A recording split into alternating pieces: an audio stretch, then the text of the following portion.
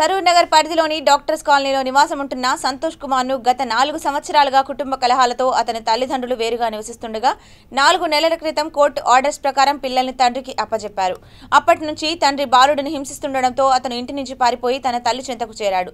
దీనిపై సరూర్ నగర్ పోలీసులు కేసు నమోదు చేసుకుని దర్యాప్తు చేస్తున్నారు.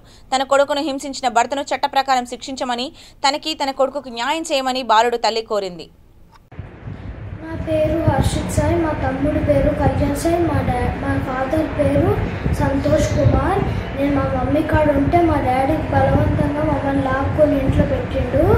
మా డాడీ ఒక ఆంటీని ఇంట్లోకి తీసుకువచ్చి ఇంకా మమ్మల్ని టీచర్ అని పిలిపించి అట్లా ఆమె ఊరికి కొట్టడం స్టార్ట్ చేసింది. మొత్తం వేడి నీళ్ళు పోసి మొత్తం చెంచాతో ఇక్కడ కాల్చింది. వేడి నీళ్ళు మీద పడ్డాయి. ఆయన ఏం చేసి మొత్తం సతాయిస్తున్నామని బెల్ట్ బక్కిలతో కొట్టిండు. ఇక్కడ కొట్టి మళ్ళీ ఇక్కడ కూడా కొట్టిండు.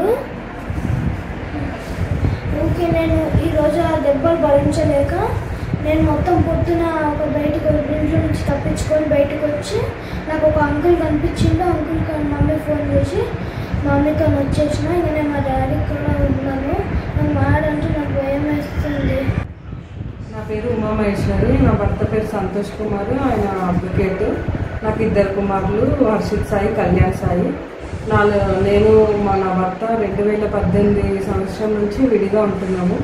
మా ఇద్దరి మధ్యలో కోర్టు తగాదాలు నడుస్తున్నాయి. ఈ నేపథ్యంలోనే నా భర్త 4 నెలల క్రితము నా 2 పిల్లల్ని తన కస్టడీలోకి కోర్టు ఆర్డర్ ద్వారా తీసుకెళ్ళాడు. ఇంకా ఆ తర్వాత నుంచి నేను కూడా కోర్టులో ఫైట్ చేస్తూనే ఉన్నాను.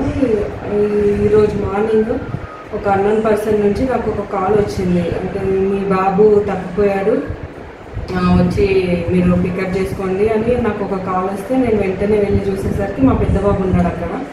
వాడు నన్ను చూడంగానే ఏడ్చేసి ఇంకా అక్కడ జరిగిన విషయం అంతా నాకు చెప్పిండు. వాడు బాగా ఏడుస్తున్నాడు. కాలుకి అన్నీ కొట్టిండంట. నిన్న బెల్ట్ తీసుకొని కొట్టి ఈ కాలు మొత్తం స్వెల్లింగ్ వచ్చేసింది. ఇక్కడ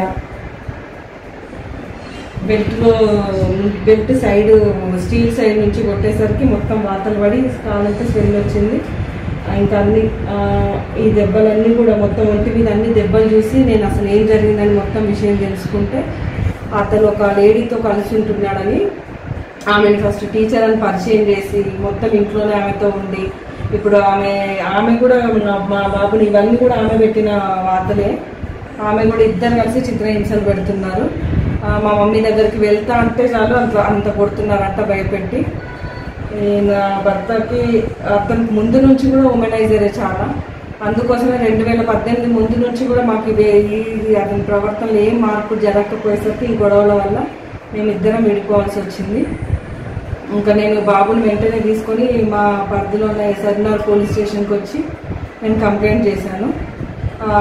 సో అందుకని నాకు స్థానిక సిఐ గారు నా భర్త పైన తగిన చర్యలు తీసుకొని నాకు న్యాయం చేయాల్సిందిగా కోరుకుంటున్నాను.